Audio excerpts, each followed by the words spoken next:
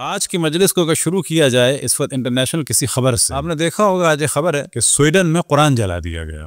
بڑے افسوس کی بات ہے کہ کتاب اللہ مجید، کلام اللہ مجید، فرقان حمید کی توہین ہوئی، جلایا گیا. جتنی مذمت کی جائے کم ہے، لیکن مذمت میں یہ خیال رکھنا ہوگا کہ یہ وہ لوگ ہیں جو قرآن کو نہ جانتے ہیں نہ پہچانتے ہیں. مذمت کرنی ہے لیکن یہ قرآن کو نہ جانتے ہیں نہ پہچانتے ہیں. لیکن ساری دنیا میں شور ہو رہا ہے. سوال یہ کرنا ہے کہ کیا عیسائی قرآن جلائے تو برا ہوتا ہے یا مسلمان جلائیں وہ بھی برا ہوتا ہے؟ یہ جو 83 میں اتنے قرآن جلے تھے لالو کھیت میں، کہ کچھ کو تو خود ہم نے اپنی آنکھوں سے دیکھا تھا.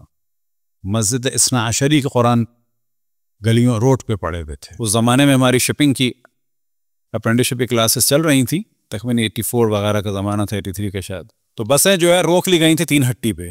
اب تک ہمیں یاد ہے، ہم تھے، ایک ہمارے دوست تھے، اللہ ان کو طول عمر و صحت و عافیت عطا فرمائے، سید فرت عباس عابدی، اور ادھر سید شہریار رضا عابدی.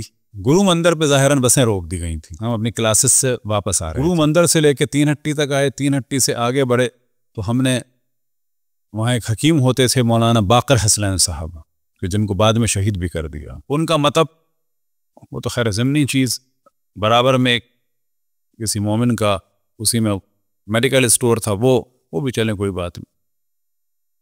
مسجد اثنا عشری کی قرآن اور ہر چیز جلی بھی پڑی تھی. مسجد اثنا عشری آپ کو شاید پتا ہو، 3 ہٹی اور ڈاخانے کے بیچ میں لیفٹ طرف. پھر اس کے بعد ہم پہنچے، جب وہاں پہنچے تو وہاں پر ہم کو لڑکوں نے گھیر لیا. میں، سید شہریار رضا عابدی، دوسرے ہمارے دوست سید فرت عباس عابدی. ایک بہت بڑے موب نے ہمیں گھیر لیا، اور ہماری جیب میں ہمارے آئیڈینٹی کارڈ بھی تھے. اس زمانے میں سب آئیڈینٹی کارڈ نہیں رکھتے تھے، لیکن کوئی ہمیں انسٹیٹیوٹ جانا ہو تو اس کا ہمارا آئیڈینٹی کارڈ تھا. لڑکوں نے گھیرا، اور گھیرنے کے بعد پہلا سوال یہ کیا کہ آپ شیعہ ہیں کہ سنی؟ تو ہم تو واقعاً سنت رسول اللہ پہ چلنے والے ہیں. ہم نے کہا ہم ہی تو ہیں سنی ہے واقعی. زیادہ سے زیادہ 6 قدم آگے چلے ہوں گے تو لڑکوں نے آواز لگائی، اوئے اوئے اوئے ان کے آئیڈینٹی کارڈ چیک کرو. اور اسی وقت کچھ لڑکوں نے کہا بے جانے تو جانے دو. اگر اوئے اوئے والی بات مان لیتے تو پھر ہم یہاں اس وقت نہیں بیٹھے ہوتے. سوال یہ پیدا ہوتا ہے کہ جو قرآن جلے ہیں آج، 1000 افسوس ہے، لاکھ افسوس ہے، کروڑ افسوس، اور خود آپ نے جلائے تو مذمت کریں تو کس کی کریں؟ اور قرآن پہ اگر اللہ لکھا ہے تو حکم کے اعتبار سے علم پہ جو اللہ لکھا ہے اس کا بھی وہی حکم ہے، اور جو محمد لکھا ہے اس کا بھی وہی حکم ہے. تو یہ جو علم جل رہے ہیں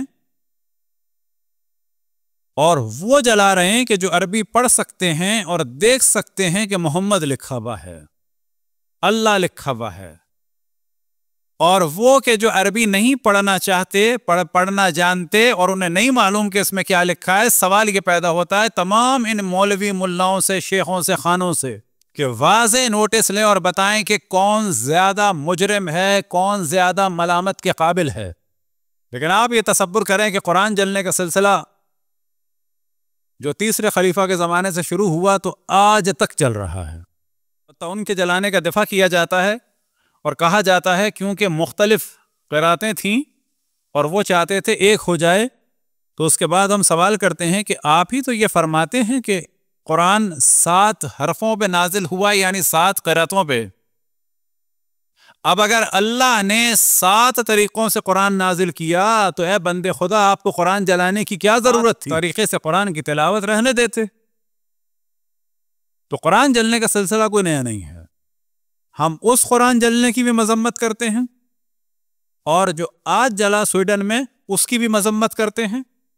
اور علموں میں جو لکھا ہوتا ہے قرآن ہی کے جملات اور کلمات، کہیں بسم اللہ، کہیں اللہ، کہیں محمد، گو کہ چلیں علی کا لفظ قرآن میں نہیں آیا، فاطمہ حسن حسین قرآن میں نہیں آئے. اللہ اور محمد کو تو مانتے ہو کہ نہیں مانتے؟ صلوات پڑھیں پر محمد والے محمد. تمام دنیا میں اس کا شور مچ رہا ہے، لیکن یاد رکھیں کہ جب قومیں میڈیا میں پیچھے ہوتی ہیں تو پیچھے ہو جاتی ہیں، لیکن اللہ نے اس وقت قوم کو سوشل میڈیا کی صورت میں تھوڑی سی طاقت عطا فرمائی ہے. اس وقت ہمارے پاس کوئی انٹرنیشنل میڈیاز نہیں ہیں. کہ بہت ہی بڑے پیمانے پہ کوئی پیغام پہنچا سکیں، اور بظاہر کوئی مومنین کا ایسا ارادہ بھی نہیں لگتا، لیکن جتنا ہو سکے انسان لوگوں کو جھنجھوڑے اور سوال کرے کہ کیا وجہ ہے کہ عیسائی قرآن جلائیں تو آپ کو بڑا جلال آتا ہے، اور آپ خود قرآن جلاتے ہیں تو آپ کو کچھ نہیں ہوتا۔ اگر ہر نوجوان یہ پوسٹ بھی بنا کے ڈالے کہ عیسائی کے قرآن جلانے میں اور مسلمان کے قرآن جلانے میں فرق کیا ہے، صلوات پڑھیں پر محمد والے محمد۔ آج کا دن منسوب ہے حضرت علی اکبر علیہ الصلوۃ والسلام سے۔ کوشش رہے گی کہ انہی کی ذات مقدس کے بارے میں، انہی کی ذات مطہر کے بارے میں گفتگو ہو، لیکن جو اصل موضوع ہے زیارت کا اسے بھی ترک نہ کیا جائے، اور دعا ہے کہ خداوند تبارک و تعالیٰ سے کہ ہم لوگوں کو بھی معصومین کی زیارت انجام دینے والوں میں سے قرار دے۔ اس دعا کی قبولیت کے لیے بر محمد والے محمد صلوات۔